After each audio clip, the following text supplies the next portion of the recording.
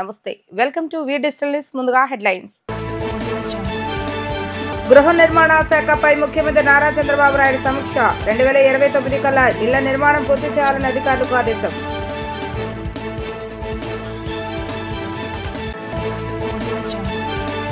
Aqua రంగ నిపుణులతో మంత్రి నారా లోకేష్ భేటీ ఆక్వా రైతులకు ప్రభుత్వం అండగా ఉంటుందని వ్యాఖ్య ముఖ్యమంత్రి నారా చంద్రబాబు నాయుడు అధ్యక్షతన ప్రారంభమైన ఏపీ కేబినెట్ పలు కీలక అంశాలపై చర్చ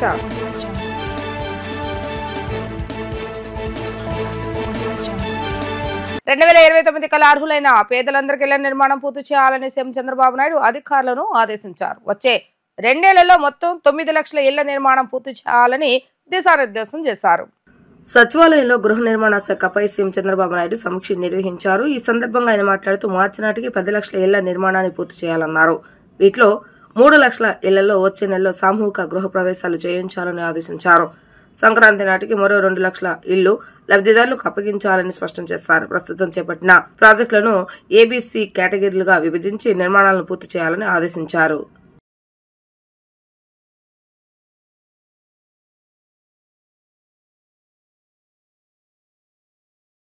రాష్ట్రంలో ఆక్వా రంగానికి అన్ని విధాలుగా అండగా నిలుస్తామని మంత్రి నారా లోకేష్ స్పష్టం చేశారు. ఇప్పటికే ఆక్వా ఎగుమతులపై అమెరికా 25% సుంకాలను విధించిందని అన్నారు. మరో 25% సుంకాలు పెంచే ప్రమాదం కూడా ఉందని ఆయన స్పష్టం చేశారు. అమెరికా ప్రతీకార సుంకాల నేపథ్యంలో రాష్ట్రంలో ఆక్వా రంగం ఎదుర్కొంటున్న సమస్యలపై చర్చించుకునేందుకు గుంటూరు జిల్లా ఉండవల్లి నివాసంలో మంత్రి లోకేష్ వ్యవసాయ మంత్రి అచ్చెన్నాయుడు నేతృత్వంలో ఆక్వా కల్చర్ అడ్వైజరీ కమిటీ సమావేశం జరిగింది. ఈ భేటీలో ఆక్వా ఎగుమతిదారులు, ప్రాసెసింగ్ యూనిట్ల యజమానులు, రైతులు, ఫీడ్ సంస్థలు, హెచ్చరిస్ యజమానులు, అధికారులు పాల్గొన్నారు. ఈ సందర్భంగా మంత్రి లోకేష్ మాట్లాడుతూ ఆక్వా రైతుల సమస్యల పరిష్కారం కోసం ఐక్యంగా కృషి చేద్దామని పిలుపునిచ్చారు. సంక్షోభాన్ని అవకాశంగా మలుచుకుందామని సీఎం కూడా ఈ అంశంపై ప్రత్యేక దృష్టి సారించారని ఆయన పేర్కొన్నారు. ముఖ్యమంత్రి నారా చంద్రబాబు నాయుడు అధ్యక్షతన ఏపీ కేబినెట్ సమావేశం ప్రారంభమైంది. సిఆర్డీ ప్రతిపాదనలకు కేబినెట్ ఆమోదం తెలిపింది. సిఆర్డీ పరిధిలో అభివృద్ధికి సంబంధించి ప్రతిపాదనలను 904 కోట్లతో రాజధాని గ్రామాల్లో అభివృద్ధి పనులు, మౌలిక వసతుల కల్పనకు కేబినెట్ ఆమోదం తెలిపింది. జిల్లాల పునర్విభజన, జిల్లా పేర్ల మార్పు, కొత్త జిల్లాల ఏర్పాటుకు సంబంధించి కేబినెట్ లో చర్చించారు. కొన్ని సంస్థలకు భూ కేటాయింపునకు సంబంధించి కేబినెట్ లో నిర్ణయం తీసుకుంటుంది.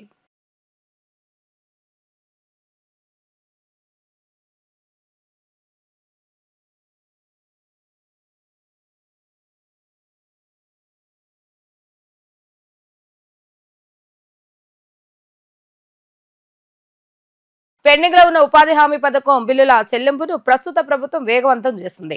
2014-19 మధ్య టీడీపీ హయాంలో చేసిన ఉపాధి పనులకు బిల్లుల చెల్లింపు కొనసాగుతుంది. వైసీపీ ప్రభుత్వం అప్పట్లో చెల్లించవలసిన బిల్లులను రాజకీయ కక్షతో నిలిపివేసింది. బిల్లులు ఇవ్వకపోగా పనులను కూడా నిలిపివేసింది. దీంతో కాంట్రాక్టర్లు తీవ్ర ఇబ్బందులు పడ్డారు.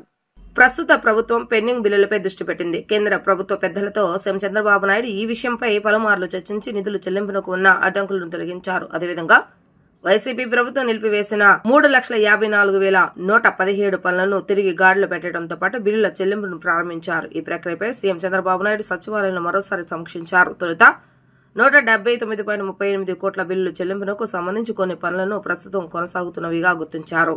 వాటిని పక్కన పెట్టి పనులు పూర్తయిన వాటికి 145 కోట్ల మేరకు చెల్లింపునకు మార్గం సుగమం అయ్యేలాగా సంబంధిత వివరాలను పంచాయతీరాజ్ శాఖ ఆన్లైన్లో అప్లోడ్ చేస్తుంది. ఈ మొత్తానికి సంబంధించి ఆర్థిక శాఖ ఎన్ఐసికి నిధులు విడుదల చేస్తుంది. పనులు చేసిన చిన్న కాంట్రాక్టర్లు, గ్రామస్తుల అకౌంట్లో ఈ నెల 23వ తేదీన ఈ నిధులు జమ కానున్నాయి. మరికొంత మొత్తానికి సంబంధించి పలు సాంకేతిక కారణాలతో చెల్లింపు ప్రక్రియ ఆగిపోయింది.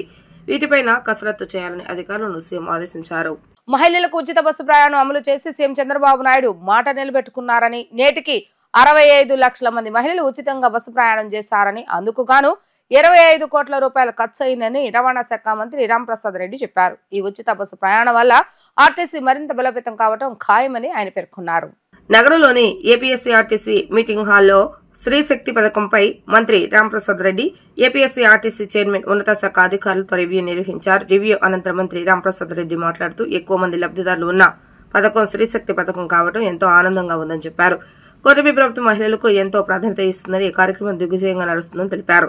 సీఎం చంద్రబాబు నాయుడు ఆలోచనలు అక్షరాల అమలు చేసిన ఆర్టీసీ సిబ్బందికి మా ధన్యవాదాలు తెలియజేశారు. ఈ పథకం ప్రారంభం నాటి నుంచి ఇప్పటి వరకు మహిళలకు ఇబ్బందులు కలగకుండా చర్యలు చేపట్టామని అన్నారు. ఆర్టీసీకి త్వరలో ఎలక్ట్రికల్ బస్సు వస్తున్నాయని, ఆర్టీసీ ఆస్తుల పరిరక్షణతో పాటు ఉద్యోగ భద్రతపై ప్రత్యేక దృష్టి సారించామని చెప్పారు. ఖాళీగా ఉన్న పోస్టులను త్వరలో భర్తీ చేస్తామని పేర్కొన్నారు. ఈ రోజు ఎక్కువ బెనిఫిషరీస్ ఉన్న పథకం ఏదైనా ఉందంటే ఉచిత బస్సు.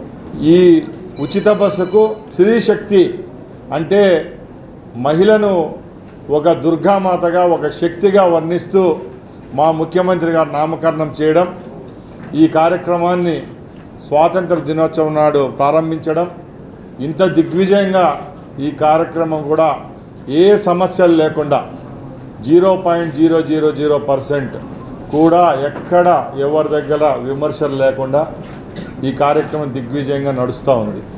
ఈరోజు మా సిబ్బంది అలాగే మన అధికారులు ఇచ్చిన లెక్క ప్రకారం సుమారు 65 లక్షల మంది మహిళా ప్యాసింజర్లు ఉచితంగా ప్రయాణించడం జరిగింది. దీనికి సుమారు 25 కోట్ల రూపాయలు ఖర్చు అయింది. మేము ముందు చెప్పిన విధంగానే బాధ్యతగానే ఈ ప్రభుత్వం ఏదైతే చిత్తశుద్ధిగా మాట చెప్పిందో ఆ మాట ప్రకారమే ఏపీఎస్ఆర్టీసీకి కూడా చెల్లించడం జరుగుతుంది.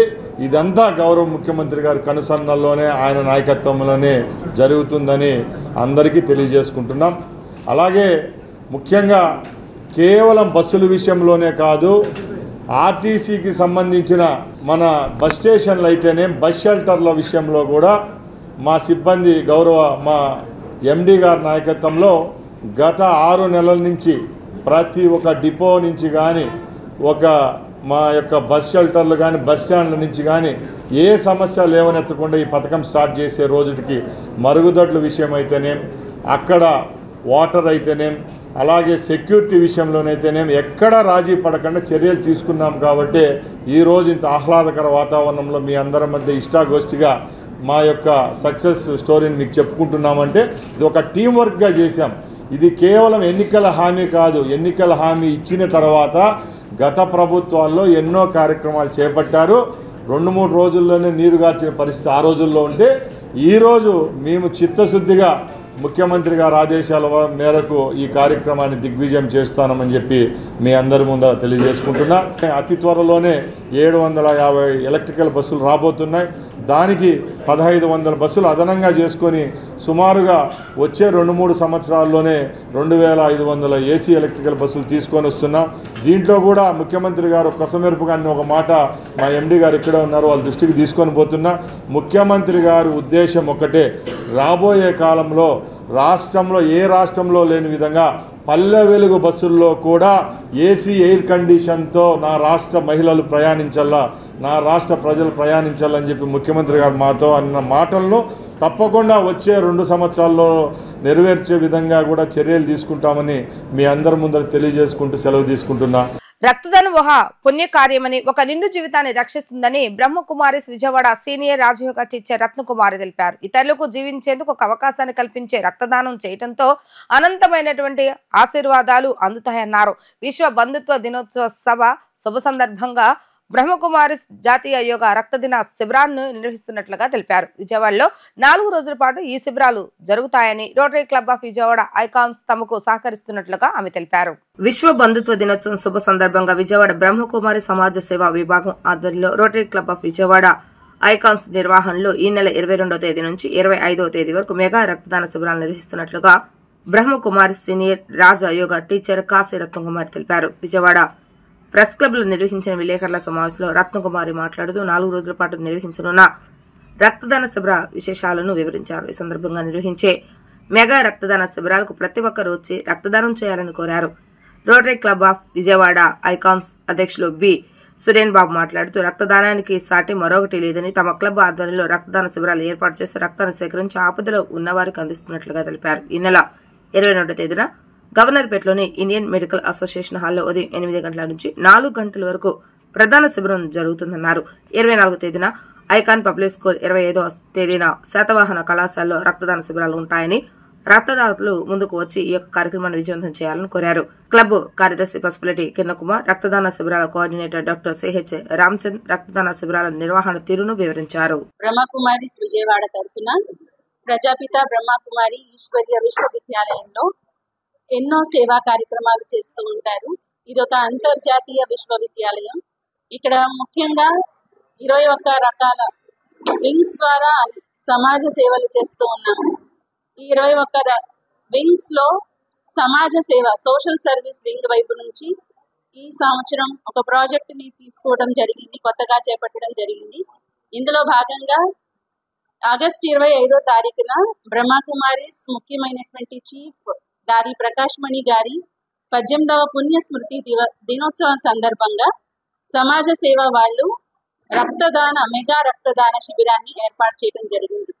అంటే మొత్తం జాతీయ మెగా రక్తదాన శిబిరం ఏర్పాటు చేయడం జరిగింది. ఇందులో దేశంలో ఉన్నటువంటి ప్రజలందరూ కూడా వారు రక్తదానాన్ని ఇచ్చి ఉచితంగా అందరికీ రక్తాన్ని పంచటంలో కూడా సహాయం చేస్తారనే ఉద్దేశంలో అందరూ ఈ రోజు అనేక రకాల రోగాలతో బాధపడుతూ ఉన్నారు. వాళ్ళందరికీ రక్తం కూడా అవసరం పడుతుంది. సో ఆ రకంగా కూడా సహాయం చేస్తాము, ఒకరికొకరు సహాయపరుచుకుంటాము అనే ఉద్దేశంతో ఈ సేవా కార్యక్రమాన్ని చేపట్టడం జరిగింది. ఇందులో భాగంగా జాతీయ మొత్తం దేశమంతా కూడా ఏవైతే బ్రహ్మకుమారిల సేవా కేంద్రాలు ఉన్నాయో అన్ని సేవా కేంద్రాలలో ఆగస్టు 22 నుంచి 25 వరకు ఈ 4 రోజులు రక్తదాన శిబిరాలు ఏర్పాటు చేయడం జరిగింది. అలాగే మన విజయవాడలో కూడా rotary club lines of Vijayawada వారు కూడా ఐకాన్స్ వారు కూడా ఏర్పాటు చేశారు. అలాగే మనం ఇంకా అనేక రకాల బ్యాంక్స్ వాళ్ళని కూడా కలుపుకున్నాము. ఇండియా నుంచి 1,00,000 యూనిట్లని సేకరించాలనేది ఒక ముఖ్య ఉద్దేశం అన్నమాట. విజయవాడలో కూడా మనం పలు చోట్ల ఈ కార్యక్రమాన్ని ఏర్పాటు చేసుకున్నాం. మనం IMA హాల్లో ఆగస్టు 22వ తారీఖున శుక్రవారం ఉదయం 8 గంటల నుంచి 1 గంట వరకు ఈ కార్యక్రమం ఉంటుంది. అలాగే 23వ తారీఖు మన బిఆర్ సిద్ధార్థ కానూరులో ఉంటుంది. అలాగే 24 శాతవాహన కాలేజ్లో కార్యక్రమం ఉంటుంది, రక్తదాన కార్యక్రమం. అలాగే 24వ తారీఖే మనం ఐకాన్ పబ్లిక్ స్కూల్లో కూడా rotary lines of clubs of Vijayawada వారి ద్వారా కూడా మనం అక్కడ కార్యక్రమాన్ని చేపట్టడం జరిగింది. అలాగే PSCMR ఇంజనీరింగ్ కాలేజ్ కొత్తపేట అంటే 1 టౌన్లో కూడా మనం ఈ కార్యక్రమాన్ని 22వ తారీఖు శుక్రవారం 8 నుంచి సాయంత్రం 4 వరకు ఈ కార్యక్రమం చేపట్టాము. ఇలా ఎన్నో చోట్ల 22 నుంచి 25 వరకు ఈ విజయవాడలో కార్యక్రమాలు చేపట్టి రక్తదాన శిబిరాలను ఏర్పాటు చేశాము. ఈ నెల 22 నుంచి 25వ తేదీ వరకు జరిగే రక్తదాన శిబిరంలో బ్రహ్మకుమారిస్తో కలిసి ఈ దేశవ్యాప్తంగా జరిగే ఈ రక్తదాన శిబిరాల్లో విజయవాడ ఏరియాకి rotary club of Vijayawada icons తరఫున మేము కూడా భాగస్వాములయ్యి ఈ కార్యక్రమంలో పాల్పంచుకుంటున్నాము. కాబట్టి ఐకాన్స్ తరఫున విజయవాడ నగర ప్రజలందరికీ కూడా ఈ రక్తదాన శిబిరాల్లో పాల్గొని రక్తదానం చేసి ఎంతోమంది జీవితాలని, ఎంతోమంది ప్రాణాలను కాపాడాలని కోరుకుంటూ సెలవు. సీఎం చంద్రబాబు నాయుడు సహకారంతో రాష్ట్రంలో క్రీడల అభివృద్ధికి మరిన్ని చర్యలు చేపడుతున్నట్లుగా రాష్ట్ర క్రీడా శాఖ మంత్రి రాంప్రసాద్ తెలిపారు.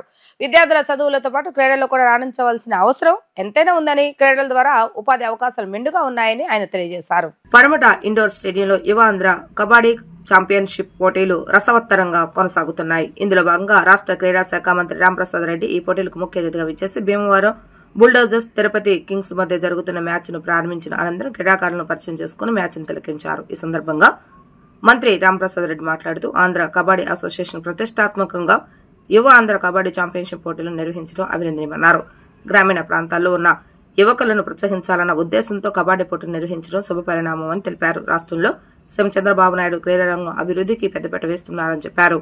ఆంధ్ర క్రికెట్ అసోసియేషన్ తరపున ఎంపీ కేసినేని చిన్ని ఆధ్వర్యంలో APL పోటీలు కూడా జరుగుతున్నాయని, త్వరలో ఏషియన్ గేమ్స్ కూడా నిర్వహిస్తున్నట్లుగా తెలియజేస్తారు. విద్యార్థులకు చదువుతో పాటు అన్ని రంగాల్లో రాణించవలసిన అవసరం ఉందని చెప్పారు. ప్రస్తుతం క్రీడా రంగంలోనే ఎక్కువ శాతం ఉద్యోగ అవకాశాలు లభిస్తున్నాయని, విద్యార్థులు ఆ దిశగా ప్రయత్నం చేయాలని ఆయన సూచించారు. అనంతరం Andhra kabaddi association working president Arjun Rao మాట్లాడుతూ 8 టీముల మధ్య ఈ పోటీలు నిర్వహిస్తున్నామని, పోటీల్లో ప్రతిభ కనిపించిన టీంలను తెలంగాణతో జరిగే టోర్నమెంటుకు ఎంపిక చేస్తామని తెలియజేశారు. కబడ్డీ క్రీడ అభివృద్ధికి తన వంతు సహాయం చేస్తామని మంత్రి రాంప్రసాద్ రెడ్డి ప్రకటించడం పట్ల సంతోషం వ్యక్తం చేస్తున్నట్లుగా తెలిపారు.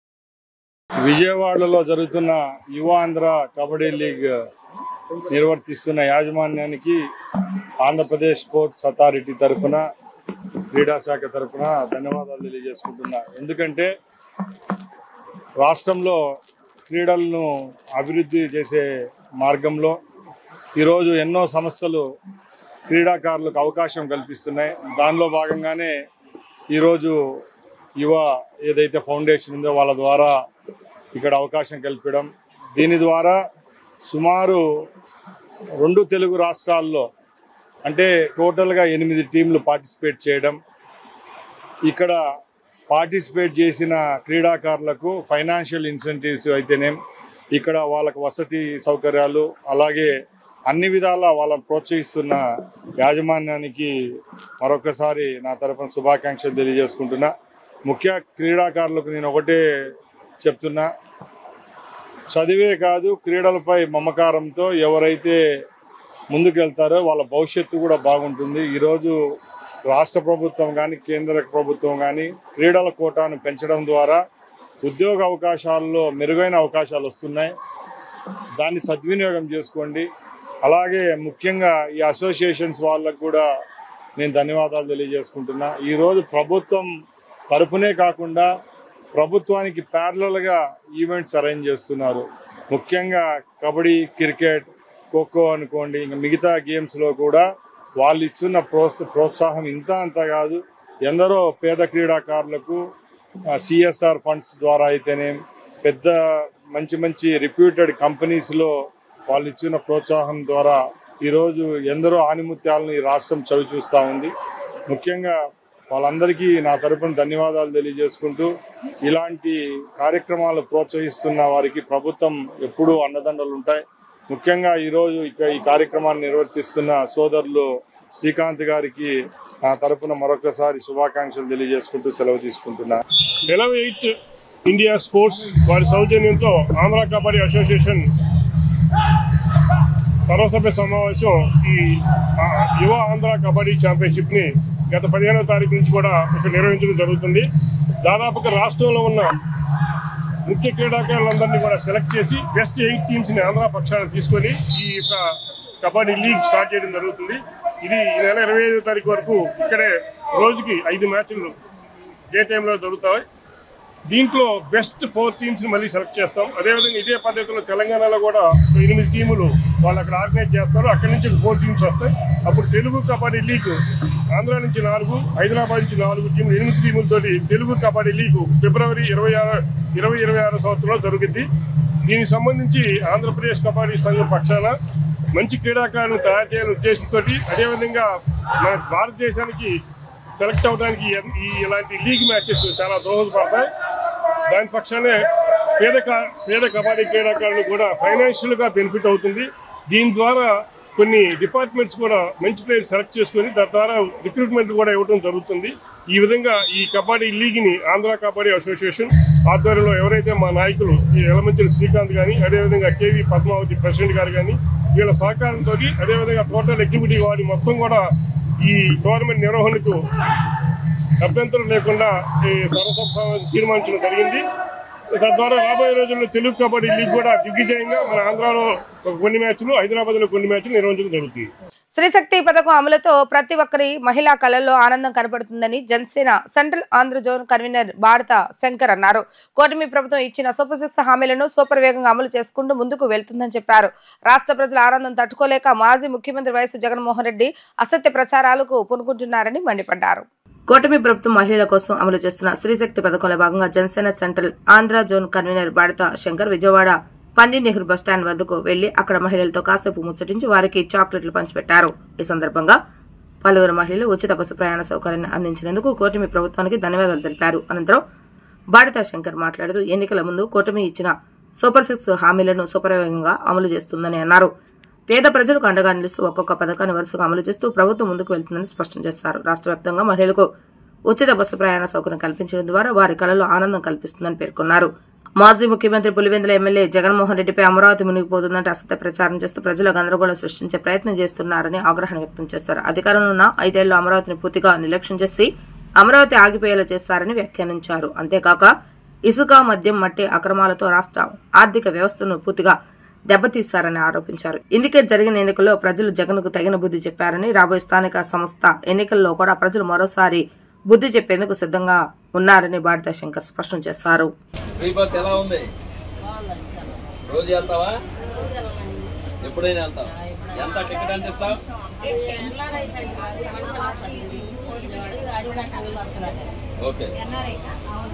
రోజు ఫ్రీగా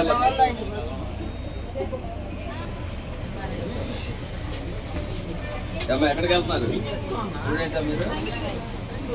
ఎంత టికెట్ అన్నా? ఎవరికి టికెట్ అన్నా? ఇదే ఫస్ట్ టైమా?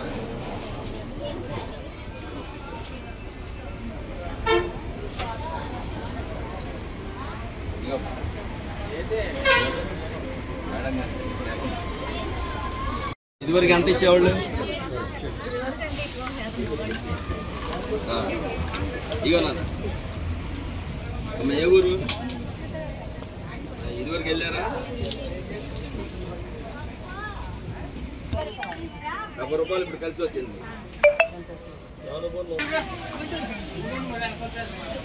అంతా గుంటూరే. రోజు వెళ్తారా? ఎలా అనిపిస్తుంది?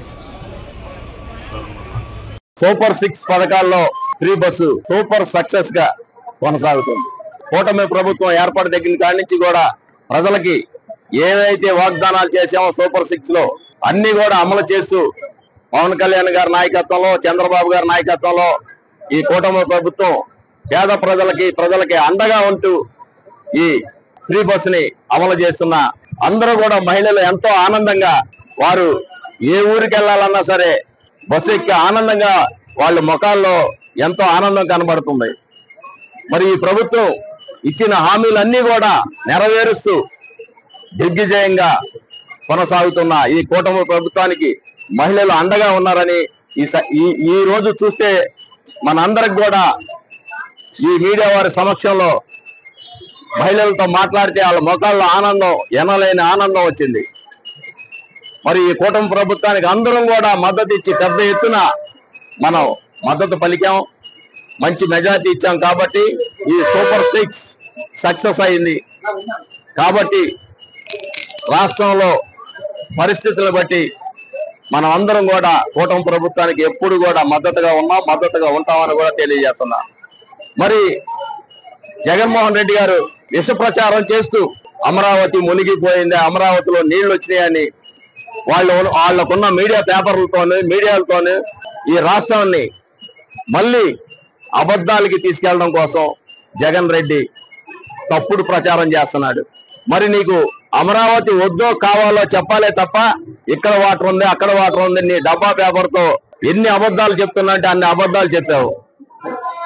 గతంలో ఈ ప్రజల్ని దోచుకు తిని మందు ద్వారా, ఇసుక ద్వారా, మట్టి ద్వారా ఎంతో దోపిడీ చేసి ఈ రాష్ట్రాన్ని అల్లకుల్లాలం చేసిన జగన్ రెడ్డి మళ్ళీ అమరావతి మీద విష ప్రచారం చేస్తున్నావు.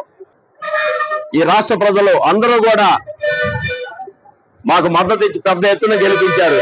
ఎందుకు నువ్వు చేసిన అరాచకాలకే ఇంత మద్దతు ఇచ్చారు. పవన్ కళ్యాణ్ గారి నాయకత్వంలో మేమందరం కూడా పనిచేసి మళ్ళీ రాష్ట్రానికి నీ పేరు కూడా తలవనేయకుండా చేసే రోజులు దగ్గరలోనే ఉన్నాయి.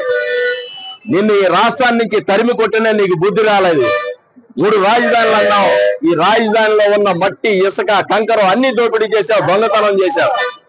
మళ్ళీ అమరావతి మీద తప్పుడు పేలాపలు పేలుతున్నావు.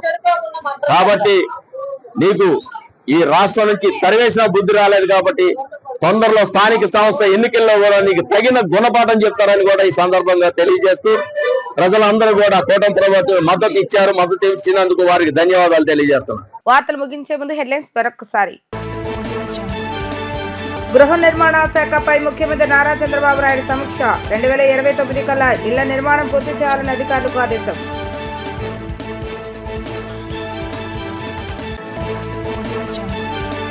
ఆక్వా రంగ నిపుణులతో మంత్రి నారా లోకేష్ భేటీ. ఆక్వా రైతులకు ప్రభుత్వం అండగా ఉంటుందని వ్యాఖ్య.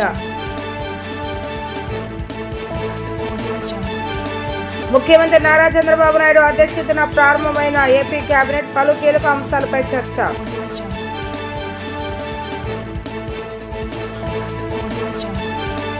ఇవి రోజు వార్తా విశేషాలు. మళ్ళీ తిరిగి ప్రసారమయ్యే వార్తలో మళ్ళీ కలుద్దాం. అంతవరకు సెలవు. నమస్కారం.